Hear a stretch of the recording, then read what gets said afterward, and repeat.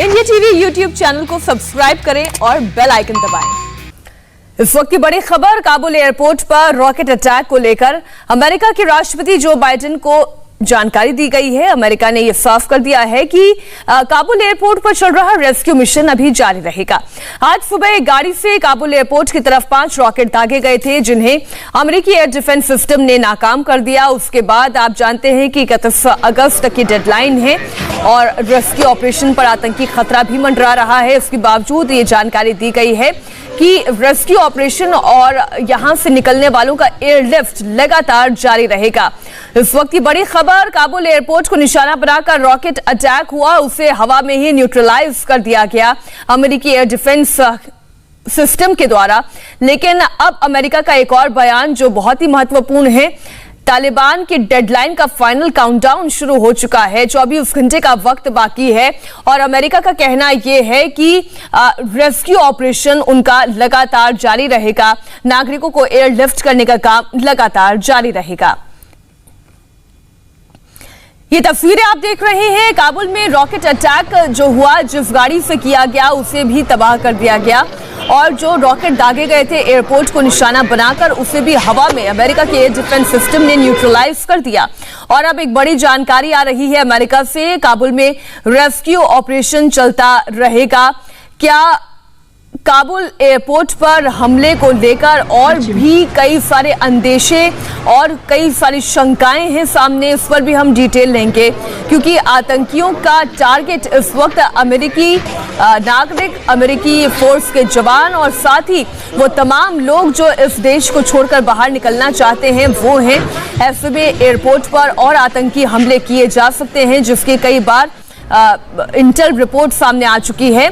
और उसके बाद एक तस्वीर जो आप देख रहे हैं, आज सुबह की तस्वीर है, जहां काबुल पर एयरपोर्ट पर हमला करने वाले 3 रॉकेट को हवा में ही न्यूट्रलाइज कर दिया गया और जिस कार से यह हमला किया गया था उस कार को भी ध्वस्त कर दिया गया। मनीष प्रसाद हमारे डिफेंस एडिटर हमारे साथ जुड़े हुए हैं। ये जो ताज़ा जानकारी मिली है, अमेरिका ये कह रहा है कि हमारा रेस्क्यू ऑपरेशन रुकेगा नहीं, वो जारी रहेगा। इसका मतलब हम क्या समझे कि 31 अगस्त तक रेस्क्यू ऑपरेशन चलता रहेगा या फिर ये मियाद और बढ़ाई जा सकती है? मीनाक्षी, 31 तारीख एक डेडलाइन जरूर है और तालिबान ने भी इस बात को कहा कि 31 तक अमेरिका अपना सब कुछ वाइंड अप करे। लेकिन अमेरिका के CIA के चीफ जब यहां पर आए थे तो एक सीक्रेट मीटिंग हुई थी, उसमें बिल्कुल क्लियर कर दिया गया था कि ये इवैक्यूएशन और साथ में रेस्क्यू प्लान जो है वो 31 तारीख के बाद भी बढ़ेगा। लेकिन वही बौखलाहट इस समय ऑन ग्राउंड पे दिखाई दे रही है, चाहे करीबन 5 रॉकेट्स फायर किए गए उस बेस की तरफ, यानी हामिद करज़ई इंटरनेशनल एयरपोर्ट की तरफ, जहां पर अमेरिका के फोर्सेज और साथ में इवैक्यूएशन प्लान था। वही दूसरी तरफ इसको डिफ्यूज किया। लेकिन स्ट्रेटेजिकली सबसे ज्यादा इंपॉर्टेंट इस बात को लेकर है कि 31 तारीख के बाद का टाइम भी एक बफर टाइम होगा, जिसमें अमेरिका पूरी कोशिश करेगा कि लाइक माइंडेड पीपल, यानी वो लोग जिन्होंने 20 साल तक अमेरिका के साथ मिलकर तालिबान के खिलाफ लड़ाई लड़ी, जिनका एक एक डिटेल तालिबान के पास है, चाहे वो बायोमेट्रिक सिस्टम हो या फिर आई स्कैनिंग हो, ये डिटेल्स जो तालिबान के पास है उन सभी लोगों को सिक्योर करे, क्योंकि 20 साल की लॉयल्टी अमेरिका के साथ उन लोगों की है। तो इसीलिए इवैक्यूएशन प्लान करना अमेरिका की मजबूरी भी है और जरूरी भी, क्योंकि यहां से निकालना इन सभी लोगों को बहुत जरूरी है। क्योंकि तालिबान, साथ में हक्कानी नेटवर्क, उसके अलावा ISKP उन लोगों को चुन चुन के न्यूट्रलाइज करने की कोशिश करेगा कि जहां जिन लोगों ने गवर्नमेंट के साथ मिलकर, मतलब अफगान गवर्नमेंट के साथ मिलकर तालिबान के खिलाफ मोर्चा खोला था और उसका असर देखने को मिला कई एरियाज में, चाहे पख्तिका हो, हेलमंड हो, नंगरहार हो, उसके अलावा कुंदूज में दिखाई दिया। तो ये तस्वीर इस समय ओवरऑल है और इसीलिए बफर टाइम बड़ा ही इंपॉर्टेंट है। मीनाक्षी, बिल्कुल शुक्रिया मनीष पूरी जानकारी के लिए आपका। अब दर्शकों को बीते 3 दिन की 3 तस्वीरें दिखाते हैं। अफगानिस्तान की राजधानी काबुल में आज रॉकेट अटैक हुआ है, तो बीते 2 दिन में अमेरिका ने लगातार 2 एयर स्ट्राइक की। कल की एयर स्ट्राइक में अमेरिका ने ISIS खुरासान के फिदायीन हमले को ढेर करने का दावा किया, तो 28 अगस्त को भी ड्रोन अटैक में 2 आतंकियों के मारे जाने की खबर आई। अमेरिका ने दावा किया था कि उसने काबुल एयरपोर्ट अटैक के 2 मास्टरमाइंड को मार गिराया है।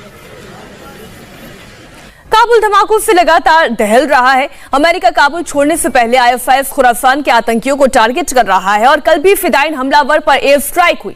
अमेरिका ने विस्फोटक से भरी हुई गाड़ी पर हमला किया। इस एयर स्ट्राइक को शुरुआत में आतंकी हमला करार दिया गया, लेकिन रूसी मीडिया के हवाले से खबर मिली कि फिदायनी हमलावरों को मार गिराने के लिए अमेरिका ने यह एयर स्ट्राइक की है। अमेरिका के मुताबिक एयरपोर्ट पर हमले की साजिश नाकाम कर दी गई, क्योंकि विस्फोटक से भरी हुई गाड़ी पर सवार फिदायन हमलावर फिर से एयरपोर्ट को निशाना बनाने वाला था। हालांकि अमेरिकी एयर स्ट्राइक में 3 बच्चों की भी मौत हो गई है। बेगुनाहों की मौत पर अमेरिका ने दुख जताया है। 24 घंटे में अमेरिका ने दूसरी एयर स्ट्राइक की और एयरपोर्ट अटैक का दूसरा ये बदला आप इसे इस तौर पर देखें। काबुल में अमेरिकी एयर स्ट्राइक में फिदायन हमलावर मारा गया। आईएसआईएस की बड़ी साजिश नाकाम हो गई और इस बीच काबुल से अमेरिका को जाने की डेडलाइन अब आप ये देखिए ये भी नजदीक आती जा रही है। 24 घंटे के बाद अमेरिका को काबुल छोड़ देना है। उसके पहले अफगानिस्तान के हालात लगातार बदतर होते जा रहे हैं। आईएसआईएस खुरासान ने अमेरिका से जाने से पहले अपने वजूद का एहसास कराया है। एयरपोर्ट पर फिदायन हमला होना, इसमें 13 अमेरिकी सैनिकों की जान जाना, उनका शहीद हो जाना इस बात की तस्दीक करता है। उनके शव अमेरिका पहुंचे तो रिसीव करने के लिए खुद राष्ट्रपति जो बाइडेन मौजूद रहे। इस बीच आज अफगानिस्तान पर बड़ी बैठक भी होने वाली है। अमेरिका अपने पार्टनर्स के साथ मंथन करने वाला है, तो आज ही संयुक्त राष्ट्र सुरक्षा परिषद की भी मीटिंग होने वाली है। भारतीय विदेश सचिव हर्षवर्धन श्रृंगला की अगुवाई में यह मीटिंग होगी। इसमें अफगानिस्तान के हालात पर भी चर्चा हो सकती है।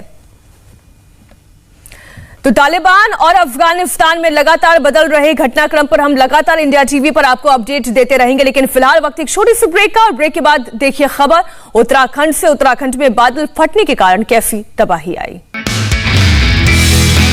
नमस्ते, मैं हूं मीनाक्षी जोशी। वीडियो और खबरों से अपडेट रहने के लिए India TV YouTube channel subscribe करें, बेल आइकन दबाना ना भूलें। जुड़े रहें इंडिया टीवी के साथ।